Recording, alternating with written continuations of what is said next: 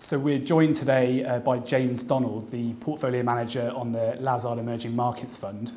James is a very experienced investment manager in the emerging market space and has managed the Emerging Markets Fund for Lazard since its launch in 1997. James, thanks very much again for coming in to speak with us. I wanted just to kick off, if you could just maybe give us a recap of the investment approach that you use on the Emerging Markets Fund. Well, thank you. The investment approach that we follow on the Lazard Emerging Market Equity Fund is one of relative value. So we're looking at the trade-off between valuation and profitability. When we look at profitability, it's both the level and stability of profitability, and we like to pay relatively inexpensive valuations for that.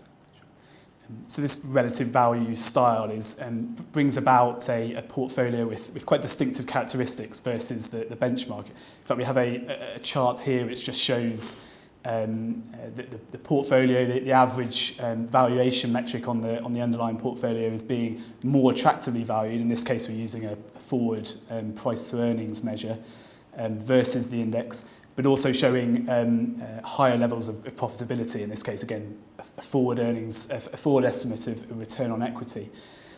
I wondered if we sort of delve a little bit deeper into the portfolio in terms of the industry sectors that the portfolio sort of lean towards in order to get these valuation opportunities. Absolutely, and the portfolio has always had price earnings ratios below that of the index. It's always had average weighted return on equity and a dividend yield higher than that of the index.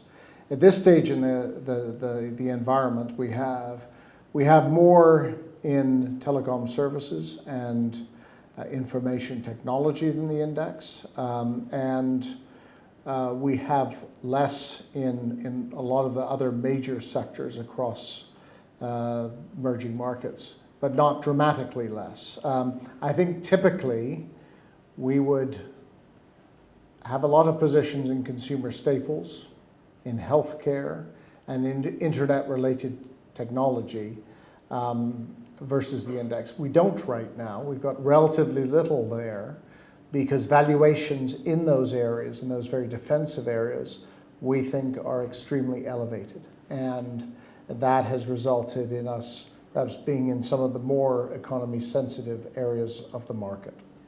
If we move on to that sort of dispersion of returns we've seen, one feature of markets fairly recently has been the underperformance of value as an investment style. Again, we've got another chart here just showing, this is a relative chart, so showing stocks that have value characteristics, so those typical value characteristics such as low price to book, low price to earnings, or high dividend yield, versus those with, in this case, a growth slant, so high historic and forecast earnings growth. And you can see in recent periods that value style has underperformed growth. That's a trend that historically doesn't last very long. In actual fact, you can see since the year 2000 a very strong outperformance of value. I wondered if maybe you could provide your insight into these sort of market dynamics. What have you seen over recent periods? No, it's exactly right. We've really seen a difficult market for value in the past 5 years to the end of last year. This year has been a bit different. We don't know exactly what the main characteristics of this market are, but we know that very expensive areas have not outperformed so far this year. But I think value has underperformed over the last 5 years because it's been very, very difficult in this deflationary period for companies to have pricing power. And that has resulted in a situation where investors have gravitated towards defensive areas, even if they have to pay very high valuations for it. So I think the big question today is whether economy-sensitive areas have got cheap enough that once again, these value-oriented areas will start to outperform again. Yeah. I mean, it's been quite a volatile time for emerging markets, in particular, so far this year. I wondered if maybe you can just give a summary of your outlook, given what's going on recently. Yes, it's been a very dramatic period. I think a great deal in emerging markets depends on whether commodity prices have found a floor.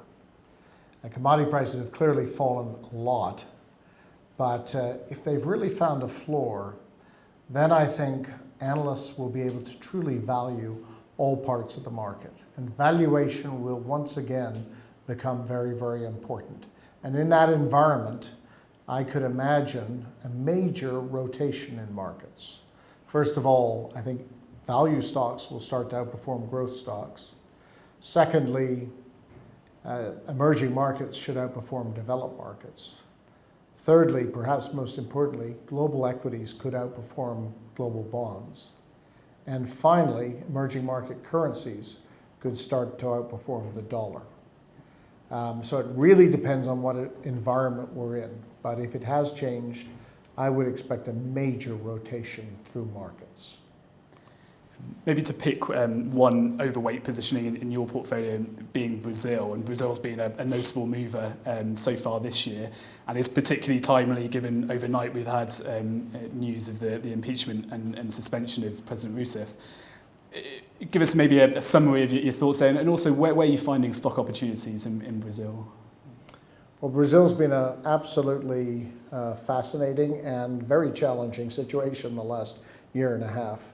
We've had a re-election of President Dilma Rousseff, a very negative economic environment, and a massive scandal to do with the oil company Petrobras.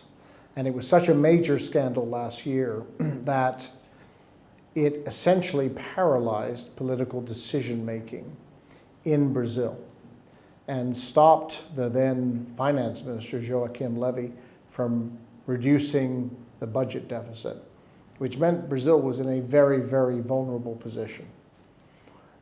In March of this year, we had the taping by investigators of a phone call between Dilma Rousseff and the former President Lula, who was being investigated, which seemed to imply she was eager to put him in her cabinet in order to give him legal protection against this investigation. And that changed the Brazilian market overnight, from one where it was very unlikely she'd get impeached to one where we found out she has effectively been impeached today. This is very important.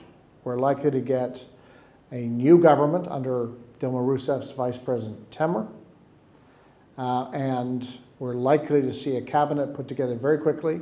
And I think the number one priority they'll have is to reduce the size of the deficit and get a less unstable economy. And that's very important for Brazil because I think a lot of businesses who are right now in a bunker mentality will actually look across 2016 and start to plan for business in 2017, 2018. So that's one of the reasons why Brazil is already one of the best performing markets in emerging markets. But it also could be a market that continues to rise through this period.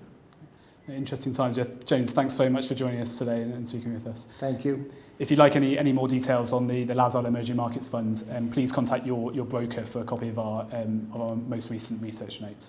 Thanks very much.